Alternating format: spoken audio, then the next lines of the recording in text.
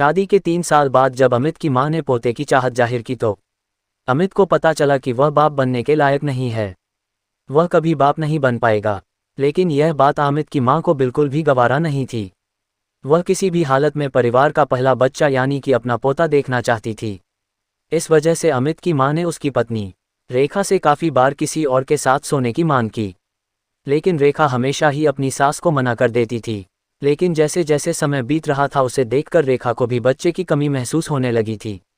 जब लोग उसे बांझ कहते तो उसे बिल्कुल भी अच्छा नहीं लगता था। इस परेशानी को देखकर एक दिन रेखा मां के पास पहुंची और कहा कि मां जी, मैं बहुत ज़्यादा परेशान हो गई हूँ। अब मुझे भी अपनी गोद में बच्चा चाहिए। मां जी, अब आप जैसा बोलोगी वैसा करूँगी। आपको पोते की खुशी देने के लिए अब मैं तैयार हूँ। अमित की मां ने अमित को तुरंत बुलाकर इस बारे में बात की। जब उसकी मां ने अमित को बताया तो उसे थोड़ा बुरा लगा। लेकिन अमित कर भी क्या सकता था। मां बनने की खुशी अमित रेखा को दे नहीं सकता था और पिता बनने की खुशी भी उसे कभी नहीं मिलती। यह करने के अलावा अमित के पास और कोई विकल्प नहीं था। इसलिए ना चाहते हुए भी अमित ने अपनी मां को हाँ कर दिया। अमित की मां ने पहले अपने छोटे बेटे से बात की, लेकिन उसने साफ मना कर दिया। उसने कहा, मैं भाभी को अपनी मां समान मानता हूँ। मेरे दिल और दिमाग में ऐसा कुछ नहीं है। और रही बात संतान की, तो यह पोता पाने के लिए मैं इतना नहीं कर सकता। आप किसी और से बात कीजिए, मैं यह कभी नहीं करूँगा। यह सुनकर अमित की मां और उसकी पत्नी निराश हो गई। उसके बाद समझ नहीं आया कि वह किसकी तरफ कदम बढ़ाए। कई दिनों तक अमित के घर में इसी बारे में सोच विचार चला, मगर कोई दूसरा रास्ता नहीं मिला। फिर एक दिन रेखा की सास ने अपने दिल पर पत्थर रखकर रेखा से कहा, तुम बुरा ना मानो तो एक बात कहूँ।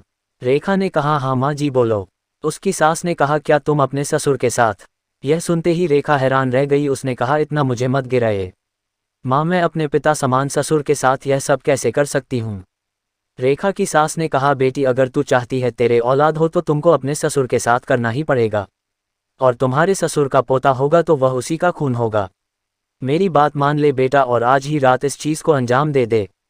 पर रेखा इस चीज़ के लिए न मानी और अमित की मां ने रेखा के साथ जबरदस्ती करनी चाहिए, तो अमित को बीच में आना पड़ा। रेखा ने कहा, मैं बांझपन सह लूंगी, लेकिन अगर मैंने यह सब किया तो जिंदगी भर पिताजी की आंखों से आंखें नहीं मिला पाऊंगी।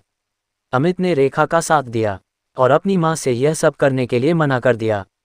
कुछ दिनों तक इस फैसले के बाद मां ने अमित और रेखा से बात नहीं की। उन्होंने बस एक ही जिद लगा रखी थी कि मुझे पोता चाहिए। फिर अमित ने एक बच्चा गोद लेने को सोचा। एक सप्ताह के अंदर ही अंदर अमित ने अनाथ आश्रम से बच्चे को गोद ले लिया। तब जाकर उसकी मां ने उन दोनों से बात की। आपको ये कहानी कैसी लगी कमेंट करके ज़रूर बताएं। वीडियो अच्छी लगी तो लाइक करें। इस तरह की और कहानी सुनने के लिए चैनल को सब्सक्राइब करें।